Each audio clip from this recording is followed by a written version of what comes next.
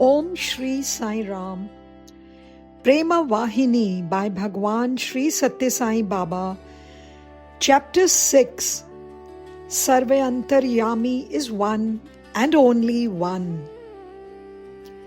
The Vedas, the Shastras and the messages of the Rishis all have proclaimed uniformly and without any possibility of doubt from that date to this that Paramatma is Sarva Antaryami, or the eternal witness, present and immanent in everything. So too, questions like the relationship between he who is served, he who serves, and the wherewithal of service, Prakriti, have also been the subject of endless discussion.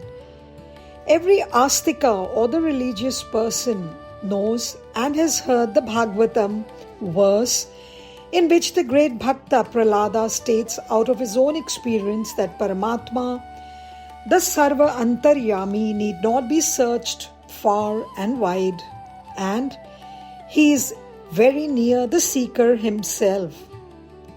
He is here, he is not there. Give up such doubts. Listen, O leaders of the Danavas, wherever you seek and wherever you see, there and there he is.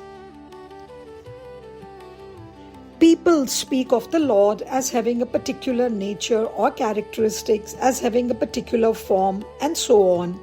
These statements are true only to the extent that imagination and guesswork can approximate to. They are not the absolute truth. Such conceptions are valid knowledge as far as worldly affair goes. They cannot be considered as valid knowledge of the absolute. For it is impossible to see the Purnam or the fullness or speak about it.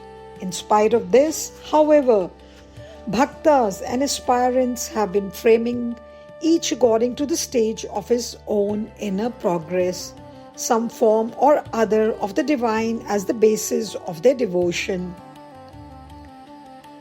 They worship Paramatma as existing in some Ayodhya or Dwaraka and nowhere else, as found in places where some image or picture exists and nowhere else.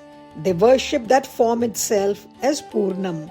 Of course, it is not wrong to do so. Only Bhaktas should not proclaim that their belief alone is the truth, that those names and forms which they have ascribed are the only names and forms of the divine, and that all other forms and names are worthless and inferior. It should be realized that the names and forms which are the ideals of others are as dear and sacred to those others as such names and forms are to be oneself. When a form is idolized like this, it really becomes a symbol of the universal. But how can a mere symbol, which is limited, ever become the universal itself, which is Puranam?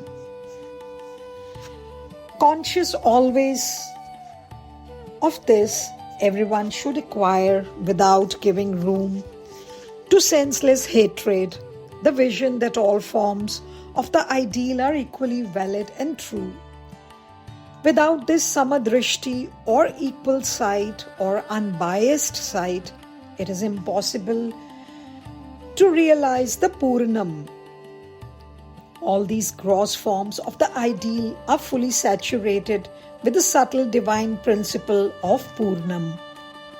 The taste of the vast ocean is to be found complete and undiminished in every single drop of its waters. But this does not mean that the drop is in the ocean, though we recognize the drop and the ocean as separate entities. The nature and taste of both are identical.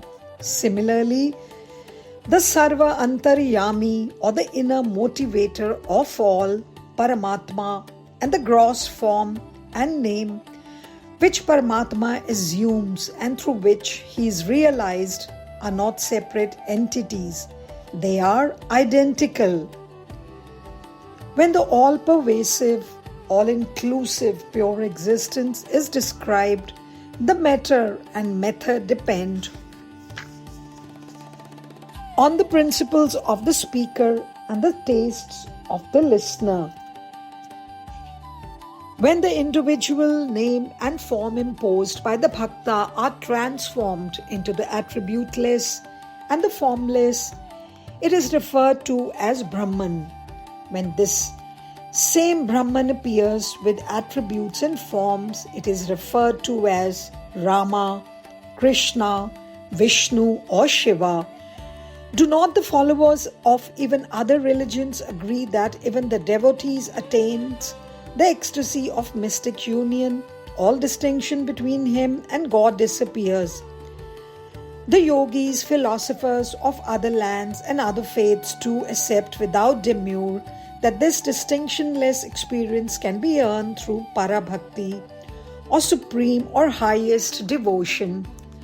Therefore, in this matter, there is no difference of opinion between Advaita or non-dualism philosophy and the philosophy of Bhakti, Dvaita dualism. Even if some little trace of difference is retained, it is due to the individual's own taste and desire and not anything specially basic. It is only when name and form come in that it is named differently as Prakriti, Paramatma and Bhakta. When name and form are absent, doubt and discussion whether it is masculine, feminine or neutral will not arise at all. Then any description fits for something that is above and beyond imagination. Any name and form can be ascribed. In fact, it has no attribute and no form. It is all-pervasive, omnipresent. When this subtle omnipresence is systematically worshipped through a gross form and as having attributes, the devotees will clearly realize its all-pervasive nature through that sadhana itself, to vouchsafe the knowledge of this sadhana and that truth, and to bless the bhaktas with that bliss. The attributeless Paramatma incarnates in this world, assuming name and form, and gives scope for all embodied beings to have concrete experience and joy. Through these experiences, the incarnations facilitate the realization that Paramatma is Sarva Antaryami and Sarva Bhuta Antaratma, all-pervasive, the indweller of all beings in creation. Lord Krishna showed in his own gross form the entire creation until he saw with his own eyes how Lord Krishna had contained in his gross form the entire creation. Even Arjuna failed to understand that Krishna was Sarva Antaryami. On the basis of such evidence, if devotees keep practicing, they too can inevitably have the vision of Sarva Antaryami in gross form. Love, lover and the loved, all three are one and the same. Without love, there can be no lover.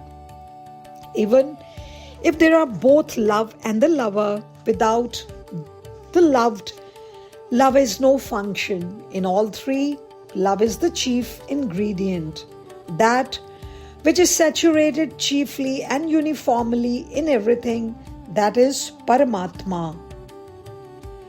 Love, lover and loved, that is Prakriti, Bhakta and Paramatma.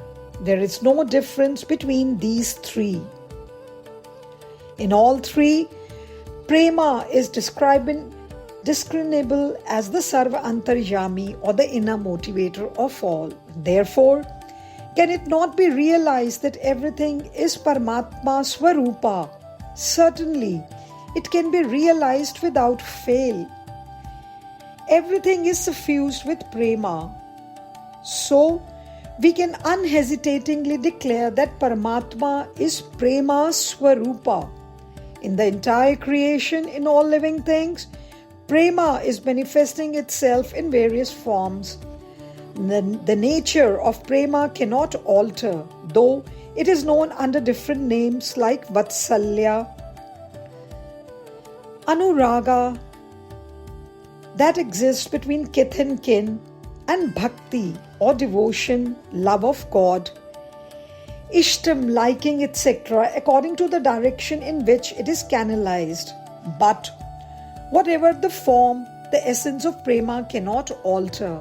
On the basis of this knowledge and experience, the truth becomes clear that Paramatma is Sarva Bhuta Antaratma, the indweller of all beings in creation. That which teaches the highest knowledge of this unity is known as Advaita. That which teaches the principle of the lover and the loved, the Jiva and the Brahman, is known as Dvaita. That which teaches about all three, love, lover and loved, Prakriti, Jiva and Brahman, is known as Visheshta Advaita. But these three are one. The child that is born changes into the student. The student changes into the householder. But all three are one and the same person, isn't it? While the banners and the attachments change in various ways, he remains the same. From milk, butter and buttermilk emerge. Milk, which is the basis and contains all, is Advaita or non-dualism. Butter, which contains the two categories, is Dvaita or dualism. After that is separated, the buttermilk which remains is Visheshta Advaita or the qualified monism. But though their names and tastes differ, the color of all these is the same always. This, which is the same in all, is the Nirguna or the attributeless Brahma. Seeds for the bhakti sprouts. The attitude of the worshipper and the worshipped is the seed of bhakti. First, the worshipper's mind is attracted by the special qualities of the object of worship. He tries to acquire for himself these special qualities. This is the sadhana. In the early stages of sadhana, the distinction between worshipper and the worshipped will be full, but as the sadhana progresses, this feeling will diminish, and when attainment is reached, there will be no distinction whatsoever. Whatever may be the object of worship, one is grasped and loved and sought by sadhana. One should have firm faith that Jivatma is Paramatma. There is only one wish fit to be entertained by the sadhaka, and that is the realization of the Lord Ishvara Sakshatkara.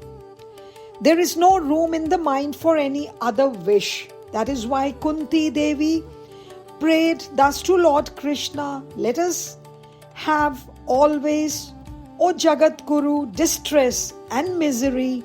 If only you grant us your darshan, the darshan which destroys rebirth. The bhakta who desires the supreme and seeks to attain, it should have this mental attitude. Then, regardless of joy and sorrow, without any worry about one's own satisfaction, he will engage himself in sadhana firmly, uninterruptedly, and with conviction, and after understanding the reality, he will have full contentment. From this point of view, there is no difference between a Jivan Mukta and a Bhakta.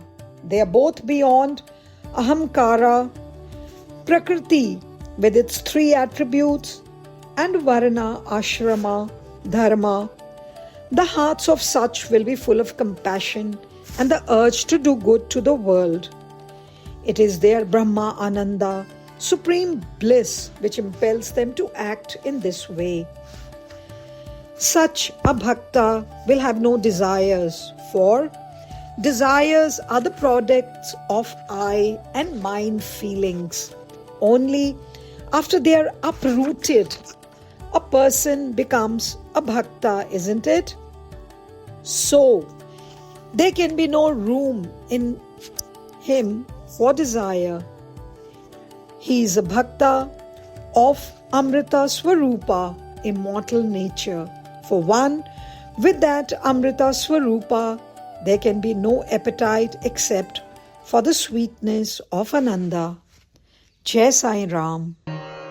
Sai Ishwaraya Vidmahe Satyadevaya Dhimahi Tanna Sarva Prachodayat. Om Sai Ishwaraya Vidmahe Satyadevaya Dhimahi Tanna Sarva Prachodayat.